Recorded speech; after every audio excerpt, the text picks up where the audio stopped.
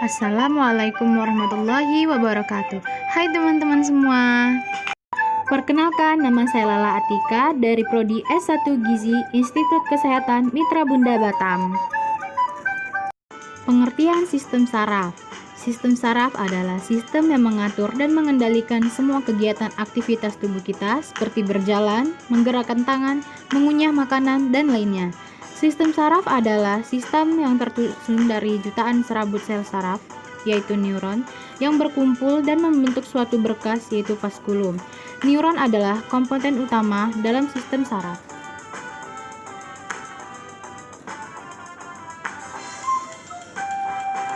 Berikut fungsi sistem saraf sebagai sistem koordinasi mempunyai 3 fungsi utama, yaitu sebagai pengatur atau pengendali kerja organ tubuh, yang kedua pusat pengendali tanggapan, dan yang ketiga alat komunikasi dengan dunia luar.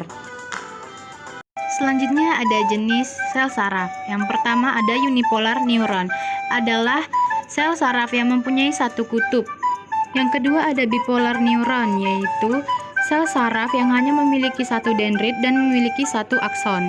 Yang ketiga ada interneuron, yaitu penghubung yang terletak di pusat saraf, yang berfungsi untuk menghubungkan sel-sel saraf tepi atau menghubungkan ke sel saraf lainnya yang ada di dalam sistem saraf pusat.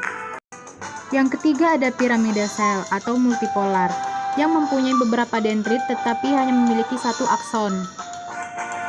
Yang kelima ada motorik neuron, yaitu berfungsi untuk menerima rangsangan atau pesan dari pusat saraf, yaitu otak dan sumsum tulang belakang, dan meneruskannya ke impulsnya ke efektor. Terdapat 3 jenis sel saraf berdasarkan fungsi. Yang pertama sel saraf sensorik, berfungsi menghantarkan rangsangan dari reseptor ke sumsum tulang belakang. Yang kedua ada sel saraf motorik, menghantar impuls motorik dari susunan saraf pusat ke efektor.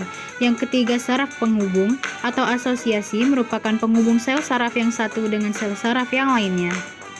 Selanjutnya ada sistem saraf berdasarkan letak kerjanya. Yang pertama ada sistem saraf pusat. Letak kerjanya berada di otak dan sumsum tulang belakang. Yang kedua ada sistem saraf perifer, yaitu 12 pasang saraf serabut otak dan 31 saraf sumsum tulang belakang. Dan yang ketiga ada sistem saraf autonom atau saraf tak sadar, yaitu susunan saraf simpatik dan parasimpatik. Selanjutnya neuron memiliki 4 bagian utama, yaitu yang pertama ada dendrit, bagian dari badan sel yang merupakan tonjolan sitoplasma berukuran relatif pendek dan bercabang. Bagian neuron yang paling awal terkena rangsangan dan berfungsi untuk meneruskan rangsangan dari reseptor menuju badan sel. Yang kedua ada badan sel, bagian neuron yang berfungsi menerima dan memproses rangsangan dari dendrit. Pada badan sel terdapat nukleus dan nukleolus. Selain itu, di dalam badan sel terdapat badan niels yang berfungsi untuk membantu proses metabolisme dan pertumbuhan neuron. Yang ketiga ada akson, merupakan tonjolan sitoplasma yang relatif panjang sekitar 1 mm, berfungsi untuk meneruskan rangsangan dari badan sel. Dan yang keempat ada sinapsis, merupakan penghubung antara neuron satu dan neuron lainnya. Selanjutnya ada gangguan pada sistem saraf manusia. Yang pertama ada stroke, disebabkan oleh kerusakan pada otak yang dipicu oleh terhalangnya aliran darah di pembuluh darah dalam otak. Yang kedua ada meningitis, merupakan infeksi atau radang pada lapisan meninges pada otak. Yang ketiga koma, merupakan kondisi tidak sadarkan diri karena tidak bisa dirangsang oleh stimulus. Yang keempat ada tremor, merupakan kondisi tubuh dan alat gerak yang tidak bisa menahan goncangan tubuh.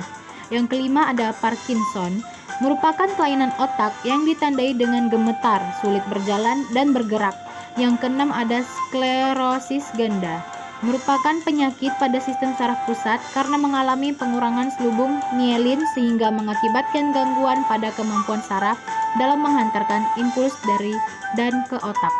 Yang ketujuh ada rabies, merupakan penyakit infeksi akut pada susunan saraf pusat yang disebabkan oleh virus rabies yang ditularkan melalui gigitan hewan penular seperti anjing, kucing, dan kera.